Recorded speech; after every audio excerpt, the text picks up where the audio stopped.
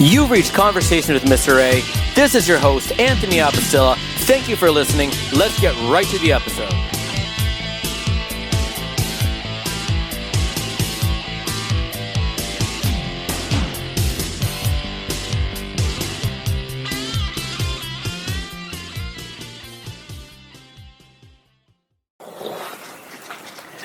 Welcome to another edition of Conversations with Mr. A. This is your host, Anthony Abastilla.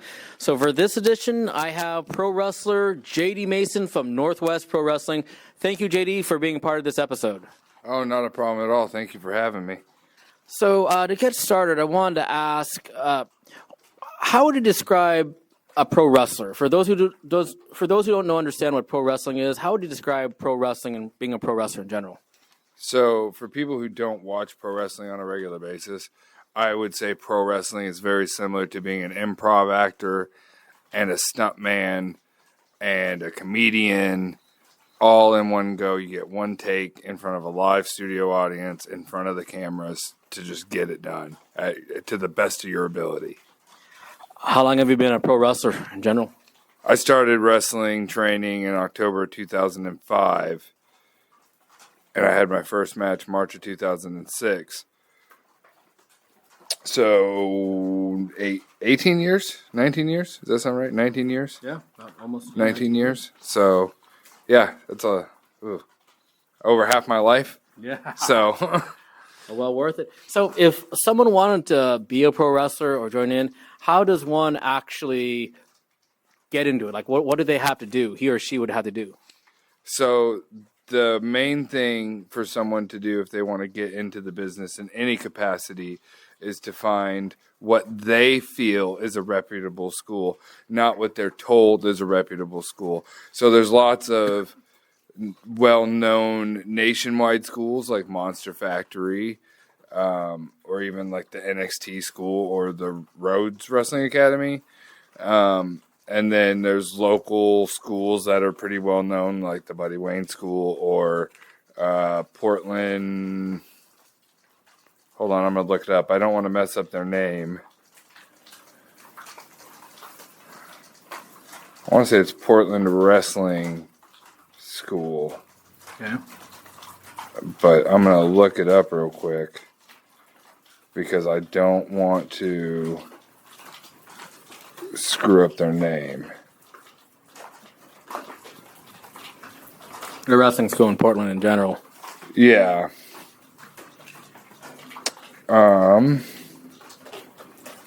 It would be... Oh, there it is.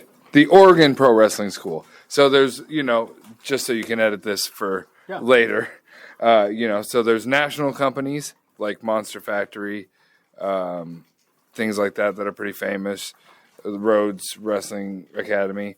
And then there's things like locally in the area, Pacific Northwest wise, like the Oregon Pro Wrestling School and the Buddy Wayne Academy. And then there's people like me who just kind of train as people come to me. So I don't have like an active school per se. I mean, I do. So, right. So like, we train at the Civic Center, we train at my house, and we train wherever we can when we can. And then, we go on about our business and do the shows. How was your experience training to be a pro wrestler? Can you kind of walk our listeners just where you went to, the experiences, what they had you do? So I trained at a place called Pinnacle Wrestling that's no longer around. And I also trained a little bit at the West Coast Wrestling Connection School. I almost say company, but that's a different place in California.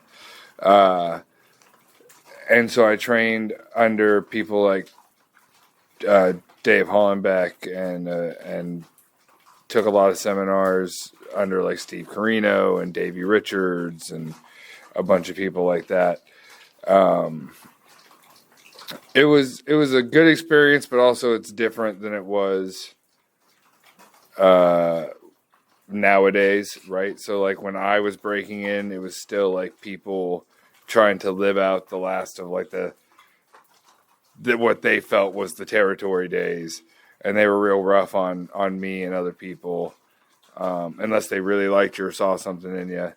And then they got, pretty rough and pretty aggressive, pretty psychologically mean, things like that. But hey, I'm still here, and a lot of those guys aren't. So, Well, when you mean pretty rough, can you kind of go into a little bit details what they would do? I mean, instead of, we all know pro wrestling is a show, right? But they would make sure that it was a little more than a show when we were in the ring, if you catch my drift. Mm-hmm. Stomps to the face, little extra harder chops to the back. It would actually give you those hard slaps and stomp. Yeah, and there was really no reason for it. Like, if you really look back on it, they can say they were trying to test me or whatever, but I think they were just doing it for their own satisfaction. Yeah, their own trying, maybe because that's what they got. So they were trying to keep that cycle going. I don't know. How were the first few years? So once you finished training, how was the first few years as a wrestler like, being a pro wrestler? Same thing. It depends on where you go, right? So, like, some places where you felt like a big fish in a small pond. Some places where you were a small fish in an even smaller pond. So it just depends on where you were. There were people that would make me unlace their boots in the locker room in front of everybody, and say all sorts of things I can't say on here because you asked me to keep it somewhat family friendly. Mm-hmm. So there's lots of things I can't repeat that were said to me, but I don't know. It just became, I guess, normal to me because they'd be all like, "Oh, we're just kidding. We wouldn't say these things to you if we didn't like you. We wouldn't treat you this way if we didn't like you." But it's like, I don't know. I'm gonna guess they probably built character, like mental toughness, just getting through it. Maybe. I mean, that's what they say, but I think they got off on it a little bit. I think it was kind of like, oh, well, we get to pick on this new, like, hazing to a new level, and not everybody did that, but a lot of people did, and it was kind of obnoxious. Now, I'm imagining as you gained more years of experience, you eventually got a chance to train different wrestlers. I'm curious your philosophy when you train different wrestlers, people starting out, the differences. I'm assuming you probably tested a few people, but just had different philosophies. Am I right on that? Yeah, I tend to train people different ways depending on their personality. I do like to poke the bear a bit. I'm not like a bully, right? So, like, I got under the definition of the word, I got bullied when I broke in. Yeah, I was treated very poorly and was talked down to on a regular basis. So, under the definition of the word, I was very, very much bullied when I broke in. I don't do that to my kids. I expect them to set the ring up. I expect them to tear the ring down. I expect them to pay the dues that I've paid, but not in the sense of which I paid, if that makes sense. Yeah. So I expect them to put in the effort. I tell them all the time, even if you just want to wrestle for just me and make this like a once a month, twice a month thing, you still want to do it to the best of your ability. People who do Ren fairs 3 months out of the year, those 3 months, they were living in the medieval times. They're living it up. They got all the gear and they're living their gimmicks, so to speak. So I just kind of ask people to do the same thing when it's time for the shows, put in the effort, help set up. It's a team effort. Like, yes, I'm the cat's out of the bag. I'm the promoter of the company, but if it wasn't for people helping me set up the chairs, tear down the ring, load the ring, it wouldn't have lasted this long. I mean, I do a lot of it myself, but it takes a group of people. Exactly. And I was going to go back, just go backwards a little bit. NWP, Northwest Pro Wrestling, started 2013. That was your vision. How did that come about? It came about due to a lot of what I was talking about earlier, a lot of the bullying, a lot of what we call politicking, people who would say they're my friends going to promoters and saying things like, "Oh, you don't want to pay them," even though they went out there and wrestled for 45 minutes. You don't want to pay them. You don't want to book them anymore. You don't want to put them in a top spot. They can't draw you money, but then turn around and be like, "I don't know why they're not pushing you." So a lot of backstabbing, a lot of nonsense, if you will, is what really drove me to start Northwest Pro. And a big question I have is just with your wrestling career, Northwest Pro and beyond, what were some of the worst injuries or some of the, I would say, rewards and struggles that you've had? So the worst injuries I've had in just running the company, I know I've bruised my back a few times doing some dives into people who I thought would catch me, but didn't catch me. I blew out what is called your PCL, doing a second rope splash, or off of Brett's rope. Shout out to Brett's rope. And that was one of the worst ones because that was supposed to put me out of action for a year, but I just took like 2 months off. And another thing I'm watching. So, how would you compare NWP to what we see as WWE, the big, the quote unquote big time leagues, the things you see on TV? What are the differences that comparisons you'd see? Honestly, other than production and like having multi-millions of dollars, if you look back at like an old Monday Night Raw, the setup of our shows are very similar. Mm-hmm. We have guardrails, we have the blue mats, we're wrestling in a high school gym. Soon we're going to have a bunch of banners up and new entranceway and new aprons and all this new stuff. So it's funny because a lot of people kind of, talk a little smack, but then if you look at our setup, it's one of, if not the most professional setup in the whole area. Mm-hmm. Now, okay, I'm going to go back. Thinking about our listeners who may not be familiar with pro wrestling. Some people may ask, okay, when you're grabbing someone, are you actually punching someone in the face? Are you actually slamming them through the mat and hurting them? What would you tell our listeners who have no idea about pro wrestling? Well, this is where I'm going to ask you a question. Okay. Because you were curious about this once. And I gave you a body slam, did I not? Yeah, so to reference our listeners, that is correct. So to tell you guys, sometimes I referee, and so for a sample, yes, I had JD give me a slam to the mat.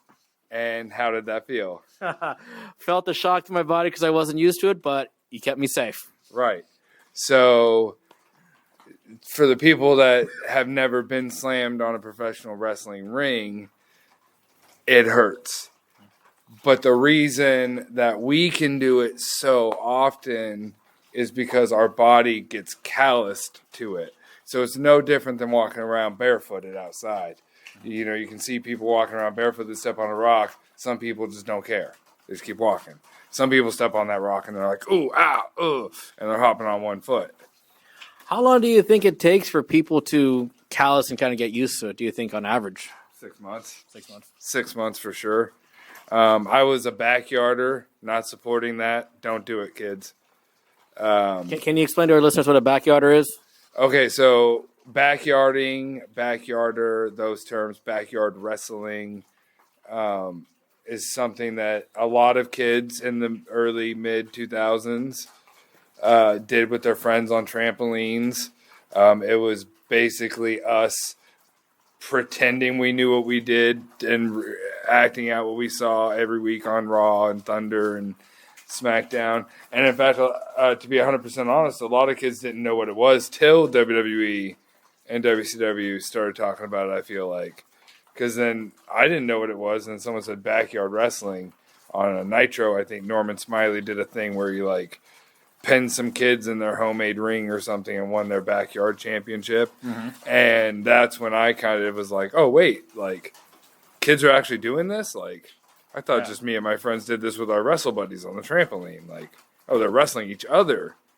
Oh, we could do that, So it kind of, I think, gave the opposite message. Fair enough. All right, so I'm gonna do a little fun little thing here, fun little games called word association. So I'm gonna give you a word or two. Just tell me like the first thing that comes to mind. Now, for those who listen to my podcast, often the biggest running joke is about my hatred for pickles. And so I'm gonna go for the first thing. So what's the first thing that comes to mind when you hear the word pickles? Pickles, dill, Okay. Wrestling is fake. you said family friendly. I'm assuming vehemently disagreed. Predetermined. Okay, fair enough. Fair enough. Okay, athletics. Wrestling. Okay, Barbie. Doll? Okay. How about rap music? Decent. Okay. Steak. Medium. Okay. Pizza.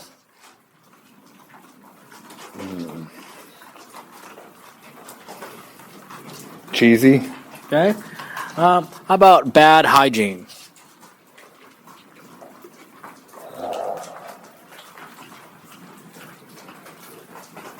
Swamp.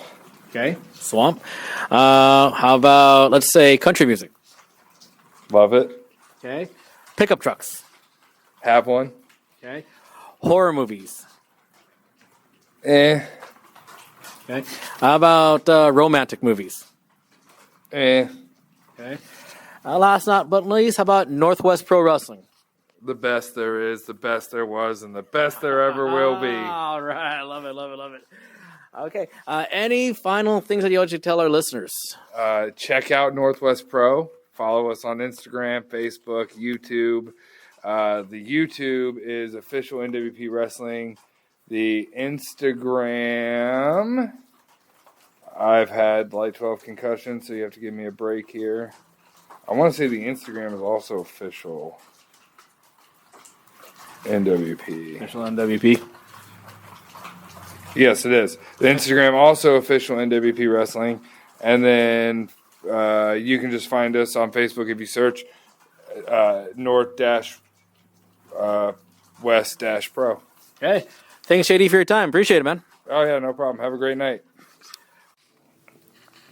And that concludes this edition of Conversations with Mr. A. So just like I said earlier when I was talking with JD, Northwest Pro Wrestling, NWP, I've actually been with them on and off since it first started in 2013 as a ref. So sometimes I've been taking a break, sometimes there. I'm taking a break right now, but eventually hoping to come back. And so just wanted to say thank you, JD Mason, for the interview and just providing a little bit of insight what pro wrestlers go through and just how tough it is to be a pro wrestler.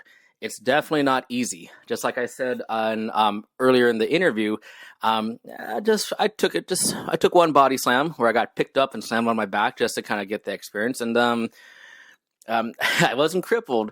I definitely felt the pain, the shock, very briefly, but it's hard work. So anyways, just wanted to thank you guys for listening to this episode. We will have more future episodes coming up. Take care.